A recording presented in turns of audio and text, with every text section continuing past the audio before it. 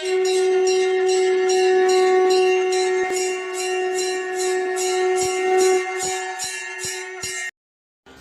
ஸ்ரீ குருப்பியோ நமஹ. ஓம் கம் கணபதையே நமஹ. நம்ம ஸ்ரீநிகேதன் வலைதளம் வாயிலாக முருகப்பெருமானுடைய சஹஸ்ரநாமத்திலிருந்து தினம் ஒரு நாமாவளியை சிந்திச்சுட்டுருக்கோம்.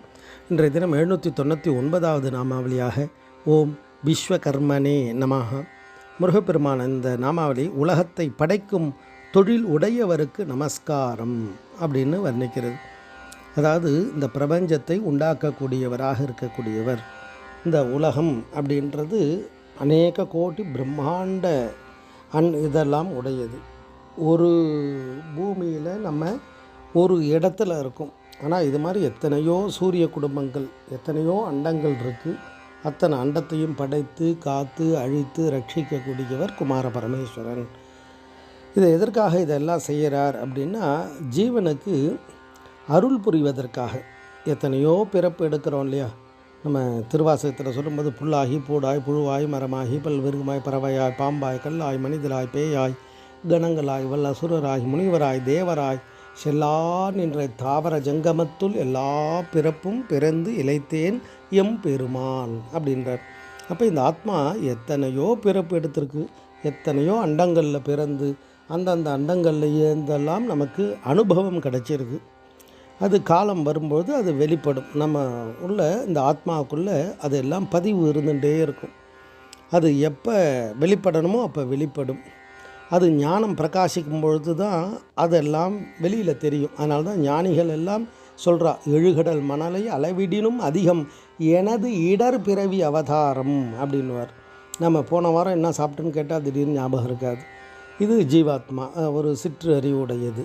ஆனால் ஞான நிலை அடைந்தால்தான் எத்தனை பிறப்பு எடுத்திருக்கோம், எத்தனை பிறப்பில் நம்ம எல்லாம் பண்ணியிருக்கோம், என்ன செய்து இறை அருளை நம்ம இந்த ஜென்மாவில் நம்ம அடைஞ்சிருக்கோம் அப்படின்றது எல்லாமே அப்போ தான் தெரிய வரும். அதனால தான் ஞானசம்பந்தர் சொல்கிறார் இல்லையா, நான் அப்போயே அந்த தாமரையால் பூஜை பண்ணியிருக்கேன், ஏடுடைய மலரால் உன்னை நான் பணிந்து ஏற்ற அருள் செய்த அப்படின்னுவார். எப்பொழுதோ நான் பூஜை பண்ணால் அதுக்கான பலனை இந்த ஜென்மாவில் நான் அடைஞ்சேன் அப்படின்னுவார்.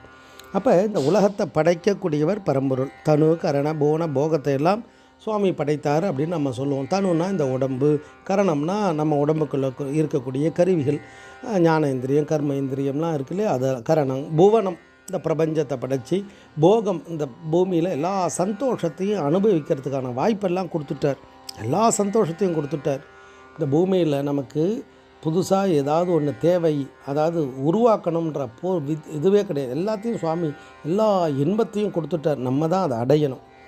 அப்போ இந்த இடத்துல பார்த்தோன்னா இந்த உலகத்தையே படைத்தவர், அதாவது விஸ்வகர்மான்னே சொல்லுவாள். அவர் யார் அப்படின்னா தேவதச்சன்னு பேர். அவர் அப்படி நினைத்தார்னா அவர் மனசு சங்கல்பத்தின்படி அந்த நகரம் உருவாகிடும். தேவதச்சன்னு சொல்கிறது அவருக்கு தான் விஸ்வகர்மானே ஒரு சக்தியை பூஜை பண்ணுறது. அது அப்போ இந்த இடத்துல ஏன் முருகனை வர்ணிக்கிறா அப்படின்னா, சிலையடையாக பார்த்தோம் அப்படின்னா, விஸ்வம் அப்படின்னா என்ன அர்த்தம்னா உலகம்னு ஒரு அர்த்தம், இன்னொரு அர்த்தம் சுக்குன்னு ஒரு அர்த்தம். சுக்கு என்ன பண்ணும் அப்படின்னா சொல்லுவா இல்லையா, சுக்குக்கு மிகுந்த மிஞ்சிய மருந்து இல்லை, சுப்பிரமணியத்துக்கு மேலான தெய்வம் இல்லைன்னுவா. இது எதுவும் விளையாட்டாக சொல்கிறதா அப்படின்னா, அந்த சுக்கு எப்படி அந்த நோய்களை போக்குறதுக்கு துணையாக இருக்கும். வாதம் பித்தம் ஸ்லேத்மம் மூளைக்கும் ஒவ்வொரு பொருளோடு சேரும்போது தன்மை மாறி அந்த வாதம் பித்தம் ஸ்லேத்மத்தை சரி பண்ணிவிடும். தேனோட சேர்த்தால் என்ன, வெறும் தண்ணீரில் சேர்த்து சாப்பிட்டா என்ன ஆகும், அப்படியே ஒவ்வொரு பொருளோடு சேரும்போது அது தன்மை மாறி பலனை மாற்றி கொடுக்கும்.